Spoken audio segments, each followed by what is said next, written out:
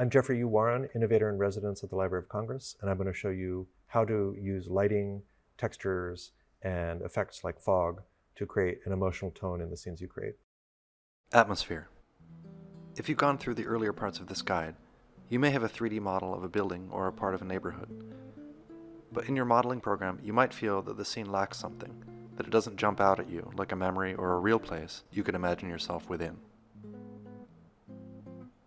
In this part of the Relational Reconstruction Toolkit, we'll be focusing on creating emotional space through lighting, weather, textures, and even movement. For this part of the guide, I've worked with Alicia Renee Ball, a multidisciplinary artist and designer, to explore how to create a sense of place and space through dynamic world building for our reconstruction models.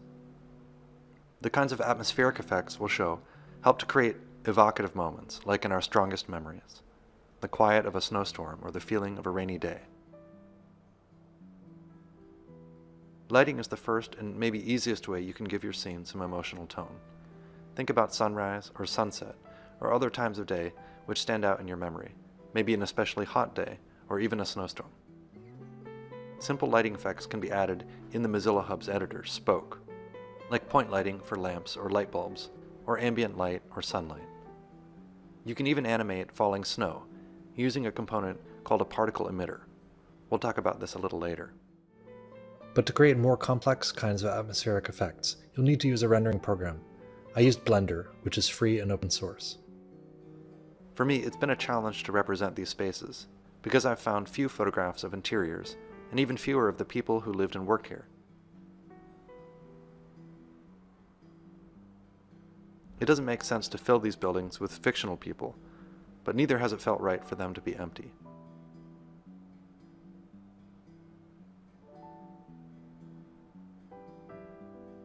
One way I've sought to give a sense of people's presence has been to evoke a sense of warmth and comfort. Wet streets, rain and fog contrast with warm indoor lights to create a sense of shelter and enclosure. And visitors have remarked that they felt physically warmer upon coming inside out of the virtual rain.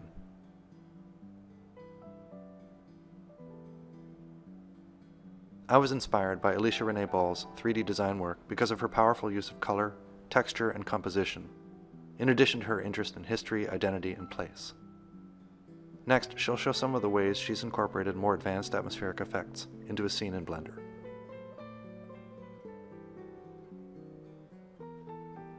Hi, my name is Alicia, and I'm going to demonstrate how I used Blender to world build digital environments. I've chosen to use a 3D model that I created through a technique known as photogrammetry for this portion of the guide.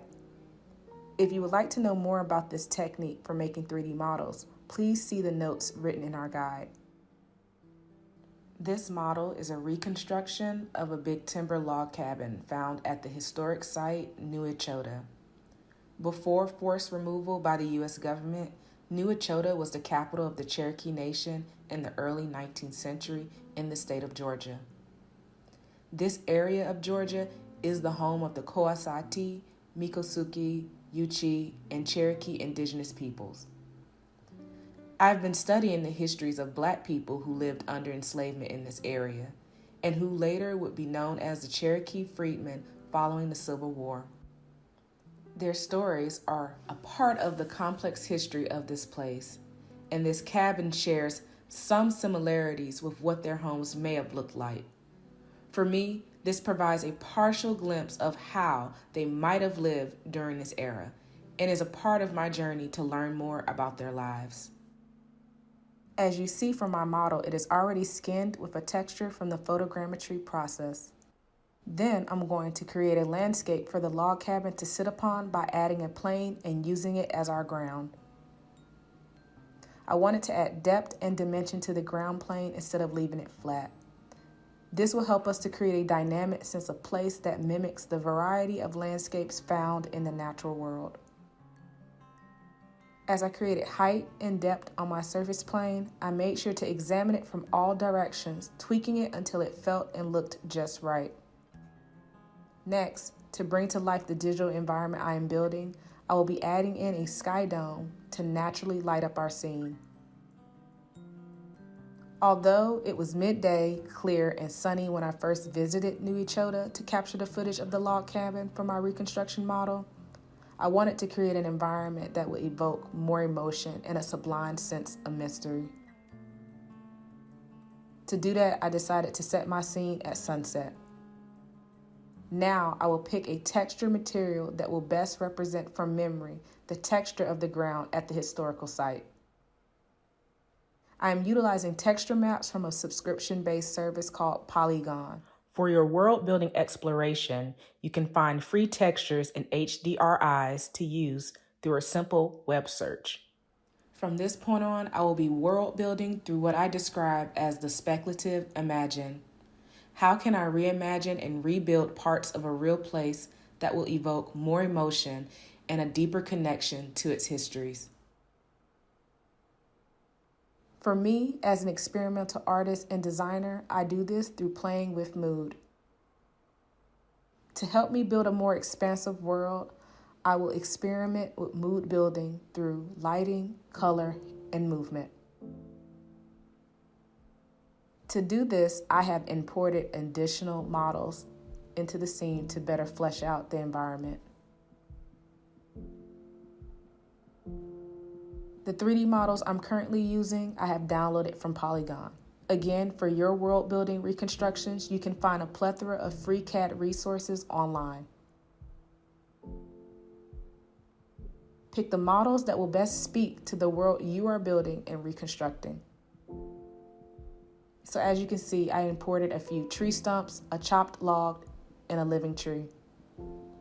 These items are in dialogue with one another, showcasing the various stages of life, death, and transition through the use of natural resources to sustain a modern world. From living trees to chopped tree stumps in transition to a log cabin. Creating a narrative or working poetically in the digital environments you build also adds to the dynamism and emotion of place and space.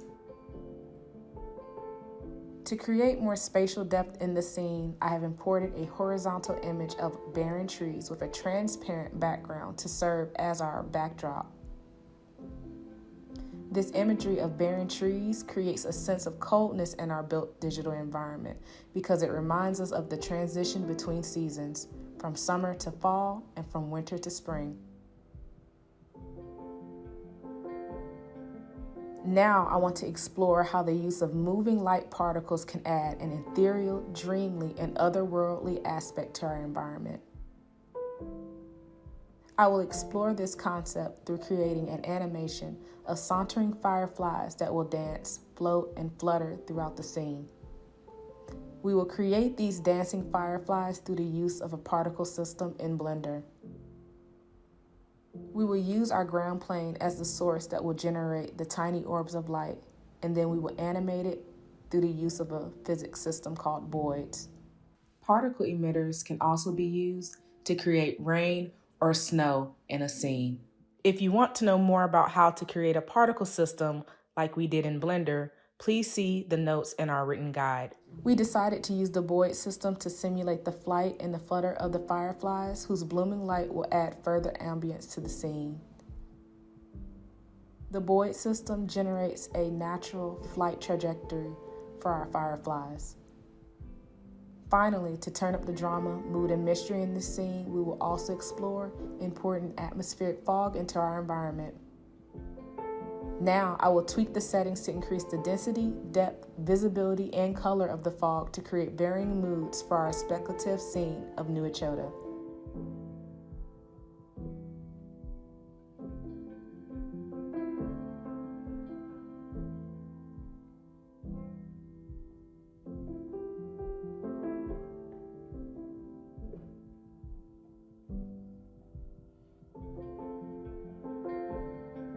In my art practice, I enjoy infusing cosmic drama into the worlds that I build, and I do this mostly through overlaying and merging of colors.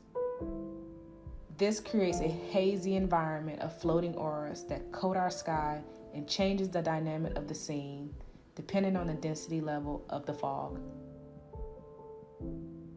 Here's the end result of my speculative play, and another way you can create emotional space in the world-building development of your relational reconstructions. Thank you.